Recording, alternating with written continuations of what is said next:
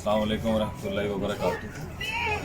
ये मत समझा जाए कि मैं किसी दबाव के अंदर ये बात कर रहा हूँ। हाँ जी, इनकी अखलाकियात का दबाव है मेरे ऊपर। अस्सलामु अलैकुम वरहमतुल्लाह। जुम्मे की सुबह सुबह अल-मदरार इंस्टीट्यूट की तरफ से हमें मालूम हुआ कि शेख आतिफ़ अहमद मरी आर्ट ऑफ काउंसिल में तशरीफ़ ला रहे हैं, जिनसे मुलाकात के लिए हम सुबह सुबह अपने गांव से रवाना हुए।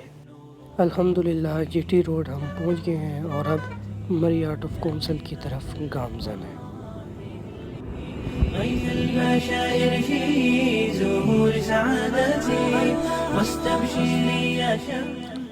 ये जी हम आर्ट काउंसिल पहुंच आए हैं और ये भाई जान पेनाफ्लेक्स लेके जा रहे हैं। तैयारियां ज़ोर शोर से जारी हैं। अंदर जाके देखते हैं कि क्या हो रहा है।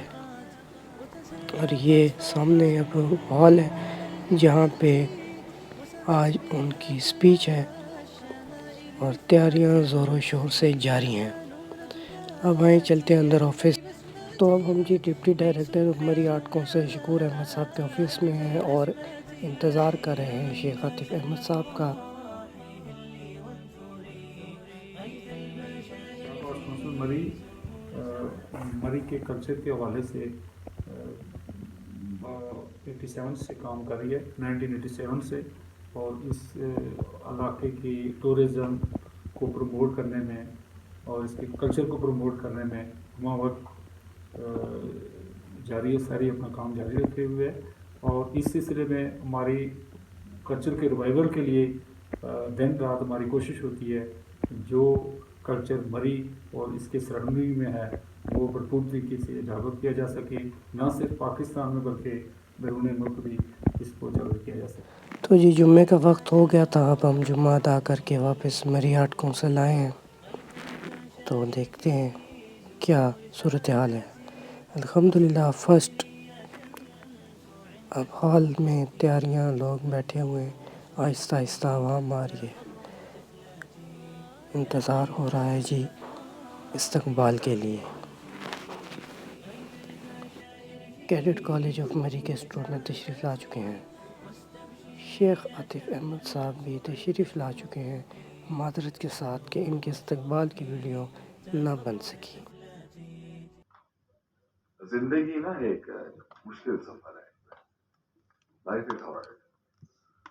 अल्लाह ताला कुरान में फरमाता है इन्नका कादिहुन इला रब्बिका कदहन फमुलाक़ी।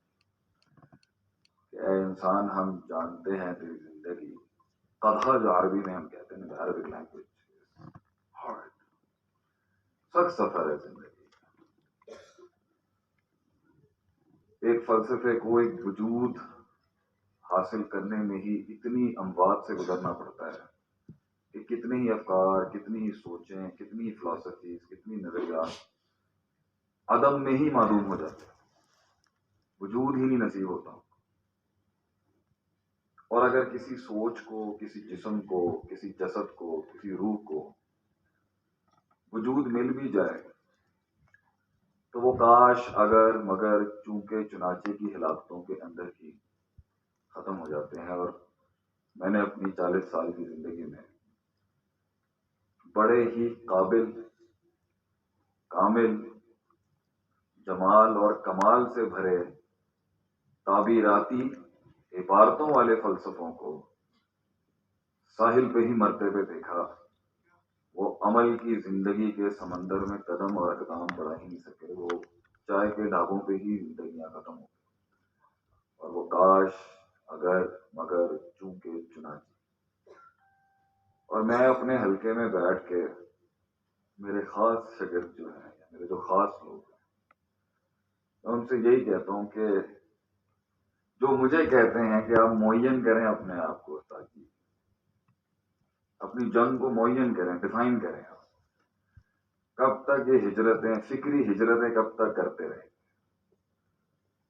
ये खासा है बड़े लोगों का जिन्होंने दुनिया पे राज किया कि उनका कभी कोई वतन नहीं था। और फिक्री वतन तो वैसे ही नहीं हो सकता किसी इमाम का।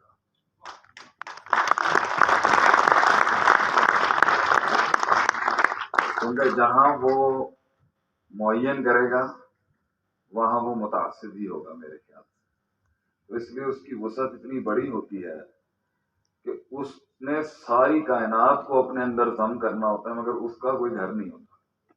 یہ اتنا بڑا درد ہے ایک مفکرین کا کہ وہ کہیں کے نہیں رہ پاتے، کیونکہ جب وہ عصبیت کی کڑیوں کو توڑتا ہے، کنویں سے مینڈک جب باہر نکلتا ہے، اسی دن وہ خانہ بدوش بن جاتا ہے۔ اور کل میں نے ایک نقطہ دیا ایک بڑی علمی محفل میں کہ اللہ نے جب روم اپنی پائے پر پیک پر کھڑا تھا آرکیٹیکچرل لحاظ سے، تعمیراتی لحاظ سے، تفکر کے لحاظ سے، when Rome was ruling the world، تو اسی ٹائم پر فارس بھی اپنے بڑے عروج پہ کھڑا ہوا تھا اور مصر بھی اپنی حکومت کے عروج پر تھے، یعنی یہ ایکچولائز نیشنز تھی۔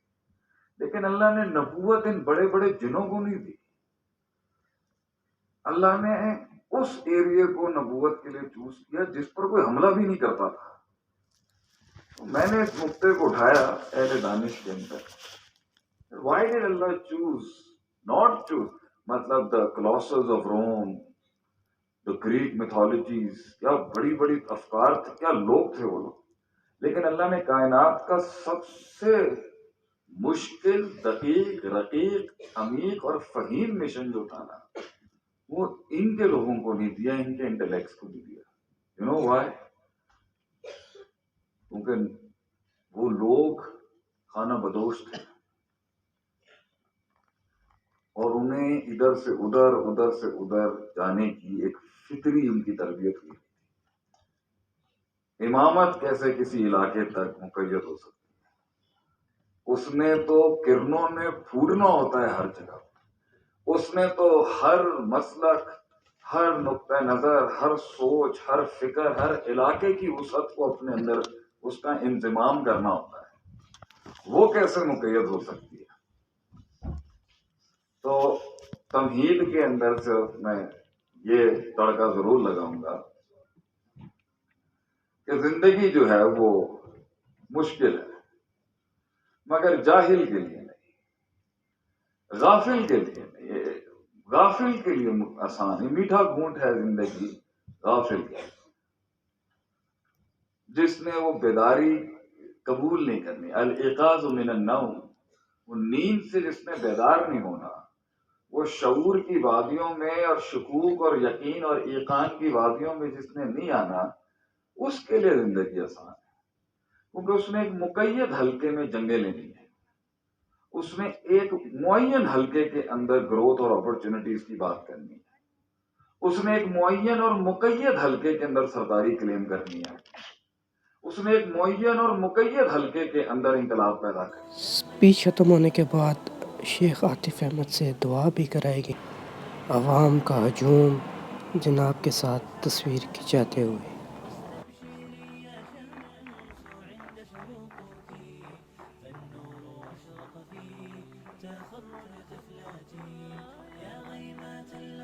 آرٹ آف کونسل مری میں تصویری نمائش تھی جس کا افتتاح بھی شیخ عاطف احمد نے کیا۔ ڈپٹی ڈائریکٹر شکور احمد جناب کو مری کی پرانی اور نئی تصاویر اور ہسٹری کے بارے میں بتاتے ہوئے عوام کا ہجوم، اور اب جناب کی روانگی۔ جناب کو مری کیسا لگا یہ آپ خود ان کی زبانی سن لیں۔ السلام علیکم جی۔ ویسے تو انگریز کہتا ہے کہ پرسیپشن از اسٹرانگر دین ریالٹی، اور بد سے بدنام برا، اور جو مری کے بارے میں پرسیپشن پائی جاتی ہے سوشل میڈیا صارفین کے ذہنوں میں کہ لوگ بہت بدتمیز ہوتے ہیں اور بہت لڑائی جھگڑا کرتے ہیں، اور ایک اصول پسندی سے بھی دیکھوں تو یہاں پہ بہت صرف جو باہر سے لوگ آ کے آباد ہوئے ہوئے، چونکہ مری نے بہت لوگوں کو روزگار دیا ہے، تو اس اعتبار سے جو پرسیپشن یہاں پائی جاتی ہے نا، ایسا بالکل کچھ بھی نہیں ہے۔ آج ہمارے پاس انفارچونیٹلی ایک بڑے عالمی شہرت یافتہ ایک اسپیکر تشریف لائے، شیخ عاطف، اور ان کے لفظوں میں اللہ نے بڑی تاثیر رکھی ہے، تو میری خواہش تھی کہ وہ بھی اپنی فیلنگز اور جو ان کی مری میں جو وقت گزرا ہے اس بارے میں آپ کو آگاہ کریں۔ السلام علیکم ورحمۃ اللہ وبرکاتہ۔ یہ مت سمجھا جائے کہ میں کسی دباؤ کے اندر یہ بات کر رہا ہوں۔ ہاں جی، ان کی اخلاقیات کا دباؤ ہے میرے اوپر، ان کی مہمان نوازی کا میرے اوپر ایک بوجھ ہے، اور جس طرح انہوں نے میرا تقدس کا خیال رکھا ہے، تو اللہ بھی کہتا ہے حل جزاء الاحسان الا الاحسان، احسان کے بدلے احسان ہی دیا جاتا ہے۔